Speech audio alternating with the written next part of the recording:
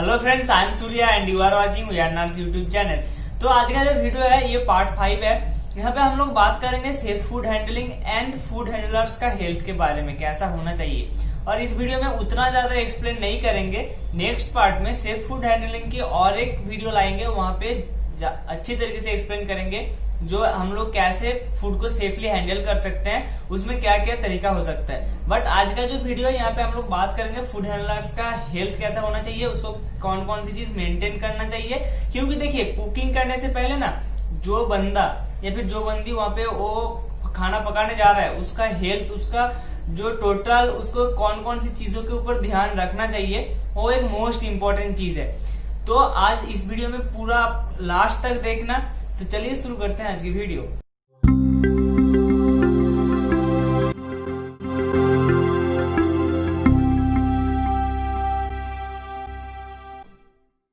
हाँ तो फ्रेंड्स, जैसा कि मैं कह रहा था, कुछ भी खाना पकाने से पहले हम लोगों का अपना हेल्थ ध्यान में रखना जरूरी है। हेल्थ मतलब ये नहीं हम लोग बीमार ना हो, ये तो सवाल ही नहीं उठता। अगर आप बीमार हो तो खाना ही पका नहीं सकते।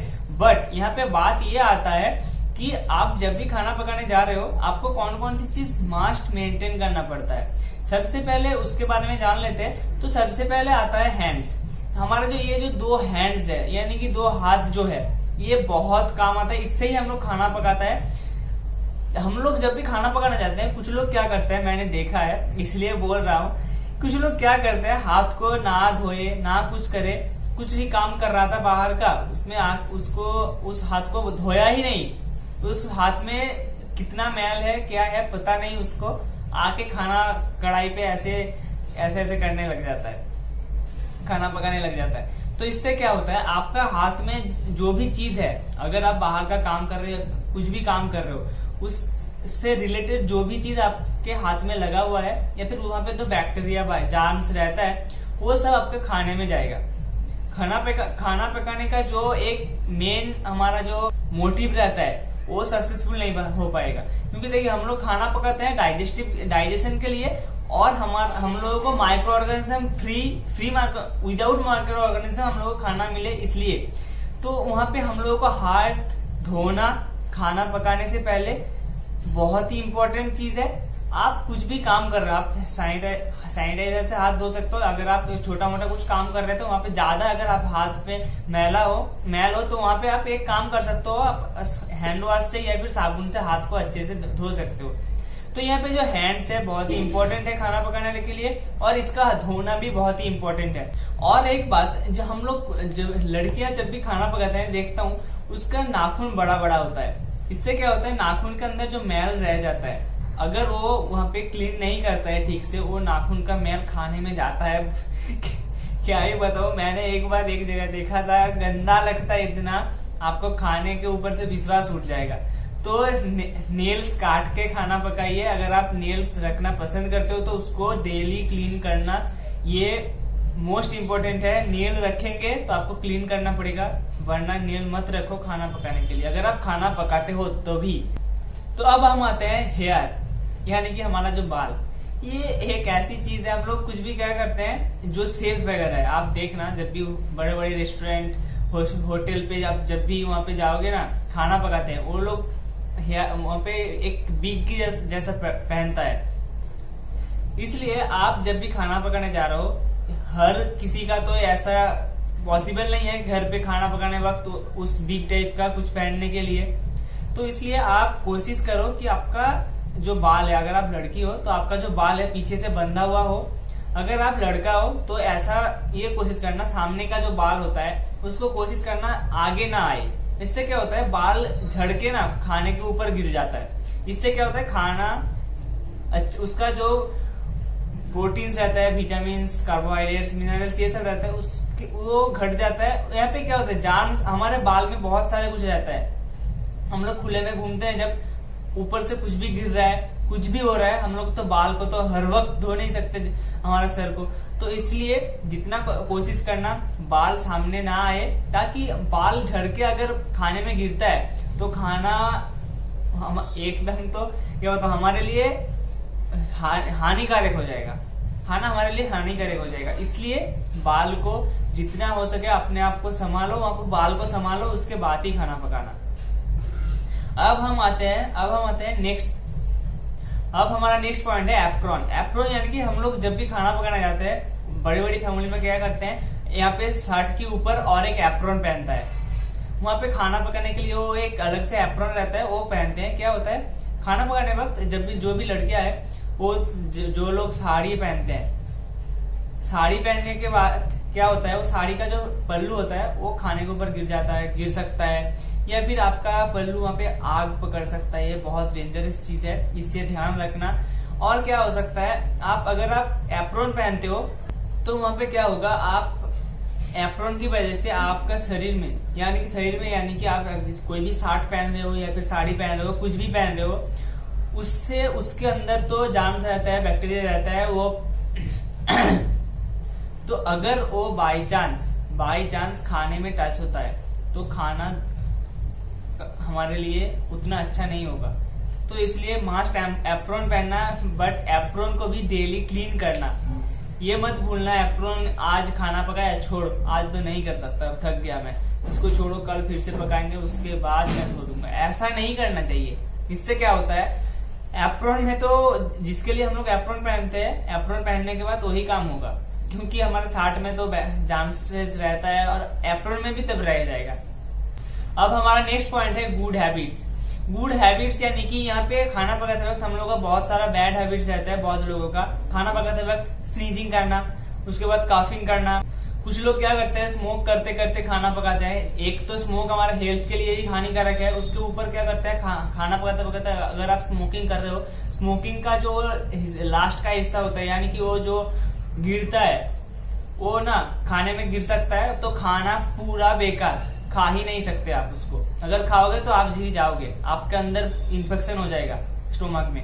और क्या होता है, कुछ लोग पान खाते हैं, वो पान खाते खाते क्या करते हैं, खाना पकाने लगते हैं। पान का जो थूक होता है कभी कभी खाने में भी गिर सकता है। मैं जब स्कूल में पढ़ता था, वहां पे जब भी जो लोग खाना पकाने आते थे, वहां पे वो एक बार मैं देखा कि वो खाना पका रहे हैं, उसके बाद खाने को वहां से कढ़ाई से उठा के वो बड़ा वाला जो क्या बोलते हैं जहाँ पे खाना रखते हैं वहां पे रख दिया।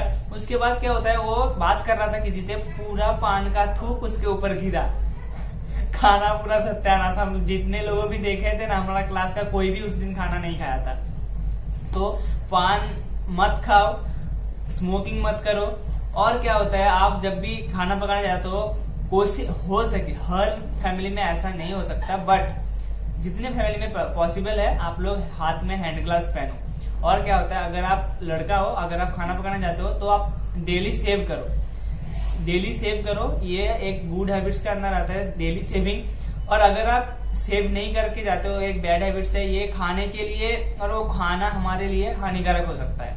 अब हमारा नेक्स्ट पॉइंट है फूड हाइजीन। फूड हाइजीन मतलब कि हम लोग तो खाना जो खाना पकाएगा उसको क्या क्या मेंटेन करना चाहिए, शॉर्ट में हम लोग जान लिए। अब खाने को कैसे सिलेक्शन करना है और खाने को कैसे हम लोग को मेंटेन करना है, यानी कि जब भी आप खाने को पकाने जाओ, वो जो फूड होता है जिसको आप पकाओगे उसको हाइजीन करना मोस्ट इम्पोर्टेंट है। उसको आप फ्रेश वाटर से धो सकते हो, जो वाटर रनिंग वाटर से आप धो सकते हो उसको। ये हर एक फैमिली के लिए ही है। अगर आप पॉसिबल है तो ये नहीं, आपको करना ही पड़ेगा कि जो रनिंग वाटर होता है टैप से आता है, या फिर बहुत सारी जगहों से आपको, अगर आप जहां पर भी आपको running water, fresh running water मिले, वहां पे आपका फूड को धोना चाहिए, उसके बाद उसको यूज करना चाहिए। अब हम आते हैं फूड सिलेक्शन। फूड सिलेक्शन यानी कि अब हम लोग को ध्यान से एकदम बारीकी नजरिए से देखना चाहिए कौन सा फूड सही है, कौन सा फूड गलत है। गलत है मतलब कि कौन सा रॉटेन है और कौन सा फ्रेश है। हम लोग क्या करते हैं, अक्सर जल्दी जल्दी में वो रॉटेन फूड को भी खाना पकाने में ले लेते हैं। और रॉटेन फूड में बैक्टीरिया रहता है, जार्मसेस रहते हैं, माइक्रो ऑर्गेनिजम्स रहता है, कीड़ा मकोड़ा रह सकता है, वो हमारे लिए हानिकारक हो सकता है। तो ध्यान में रखना, जब भी आप फूड सिलेक्शन करने जाओ, खाना पकाने से पहले, आप जब भी फूड को पकाने से पहले सिलेक्ट करते हो, उसको ध्यान से सिलेक्ट करना। वहां पे रॉटेन को अलग से रखो, फ्रेश को अलग से रखो। फ्रेश को पकाओ, रॉटेन को मत पकाओ। कोशिश करो जितना हो सके आप वहां पे ध्यान दो, फूड को अच्छी तरीके से सिलेक्ट करो। और अब हम आते हैं अपीयरेंस, फूड का अपीयरेंस। अपीयरेंस मतलब कि फूड के अंदर बहुत टाइप फूड होता है, जैसे कि फूड कलर फूड होता है। फूड का अगर आप ऐसा हो सकता है, अगर आपका घर में पेड़ हो, कुछ भी फूड का पेड़ हो, आप देखेंगे कुछ फूड का ना वो कलर टेक्सचर जो होता है वो फेड हो जाता है। कोई लोग क्या करते हैं, उसको अच्छी दाम पे बिकने के लिए बाजार में वो लोग उसके ऊपर एक कलर चढ़ा देता है, उससे वो और भी एट्रेक्टिव लगेगा, हम लोग खरीद लेते हैं। इसको ध्यान में रखते हुए फूड को खरीदना।